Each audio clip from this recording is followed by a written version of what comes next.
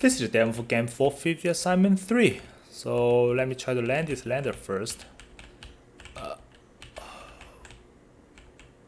Great. It shows it's a soft landing. Great. So I have created this lander and thruster class. Thruster is very simple. It's just inherited from GAM Object 2D. It has these thrust, apply force, and apply torque functions. And in this lander, it's also inherited from GAM Object 2D, but now it behaves a little bit more. It's like a manager towards thrusters. I created lander, I created physics towards it, and create a body. Then I try to add thruster to it. The thruster I pass in the control key, which I defined over here, inspired by the collision mask, because now when I'm trying to control that, I initialize the first the control as none, which is all 0. And every time I sense another key press, I just add that control towards it using bitwise operations. So it is going to be kept by this thruster link. When I create a new thruster, I add that to the GAM Object Manager, but I also create this thruster link and I keep it myself.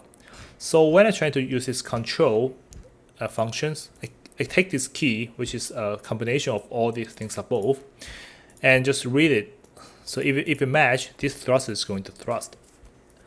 And each thruster I can define is the force it has, the x and y offset towards the according to the lander, the size and the angle.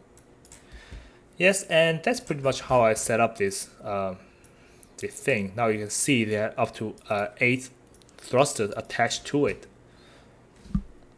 And if I try to refresh that, okay, see I have this this mini lander, a mini thruster, just help me to counterweight the gravity and create an extremely soft landing. And I can even have a thruster push me down just for me to achieve a dead landing, just to land really hard.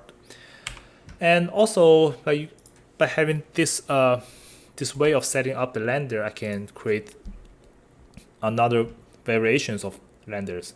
So in this case, this have 2 main thrusters. They're all controlled by the same key.